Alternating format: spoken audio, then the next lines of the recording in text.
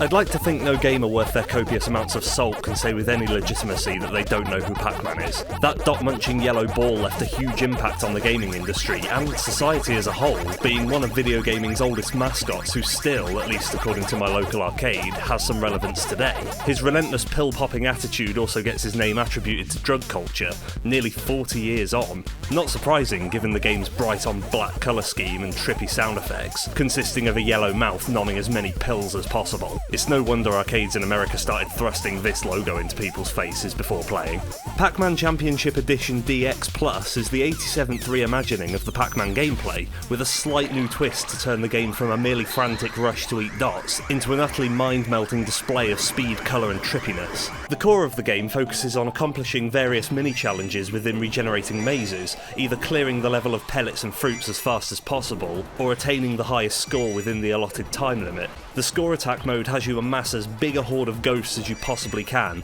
before leading them into a violent and brutal death to a ravenous pack-mouth. They litter the stage, sleeping peacefully until the loud chomping of Waka Waka shoots by, stirring the ghosts into a frenzied rage and forcing them to follow his path. Time limit mostly has you ignore the ghosts, aiming purely to munch all the pills in each half of the stage as quickly as possible. Most of the time the pattern of movement is obvious, a simple runaround in a wide circle through the few pellets it gives, but other times the game switches to a maniacal maze of dots that I honestly have no idea how you're supposed to tackle in one fast run. However, the game always gives some kind of out to the combo, a power pill to eliminate the horde with often being an option, or blasting the horde back to the centre with a bomb as a last resort. Though this can lead to frequent mishaps if you don't pay attention to the path they take to return to you, the line of ghosts reforming and beelining straight towards your current position until they're close enough to follow your path again. The game even kindly grants the player a single free power pill in the bottom middle of each level that can assist in pulling the player out of a tough situation. The game's pace is far beyond what the original ever did, enticing rapid thinking as the mazes regenerate themselves over and over again. Some levels start off slow, ramping up gradually as you accrue increasingly higher scores and combos, while others will dump you straight in at full speed,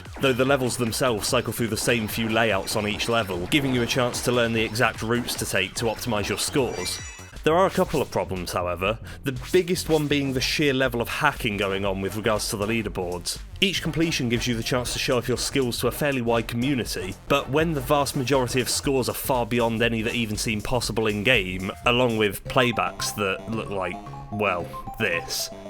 it's pretty disheartening to find you've ranked in place 20,000 or whatever, only to be beaten mainly by dickheads deciding that getting a big number is the most important thing, without regard for simple, decent human morality or good sportsmanship. The other problem I gather is more just a matter of my own personal skill with the game, but it seems like the roaming ghosts take random patterns around the levels. This can make routing through the maze a lot trickier, forcing you to take suboptimal routes or outright backtrack away from your objective, though this can be mitigated through clever use of the power-up infused ghosts that will continue to trail behind you even while blue, and other ghosts will spawn in with the same power-ups embedded within them to give you a chance to extend the combo for as long as possible. There's a particularly tough score attack level which only has a single ghost traversing the maze, requiring a lot of luring and power pill trickery to get a good combo going, though I would argue it's also the game's strongest level, as every other level eventually gets repetitive with the repeating maze layouts and enemy placements, while this one, even with repetitive layouts, keeps you squarely on your toes throughout its time limit,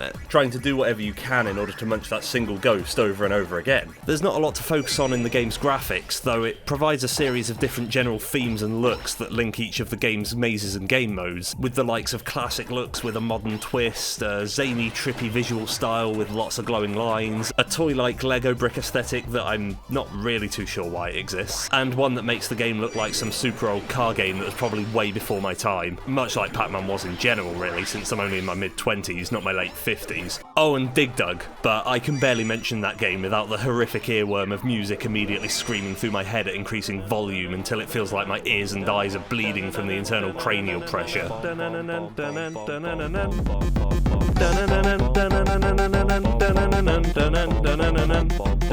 The sound effects are definitely a nice touch, with the classic riff and dings playing before a level starts, with the eating effects definitely receiving a slight upgrade to make them a little more dull and muted, compared to the older games that didn't have to contend with in-game music at all. As with the graphics, a selection of high-energy tracks can thump along with you while you munch pills and devour ghosts, each track tailored to each graphical theme and user selectable to let you adjust it to your tastes.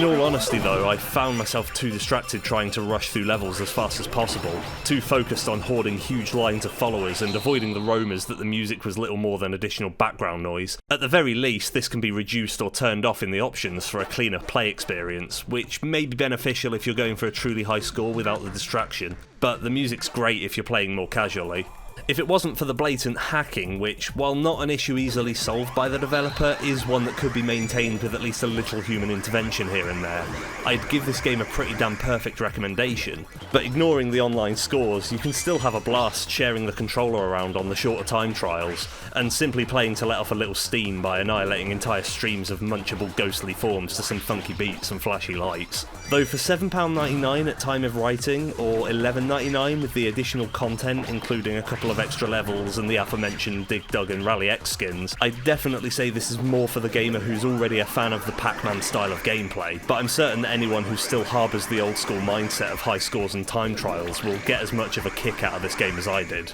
And it's definitely one that's worth checking out.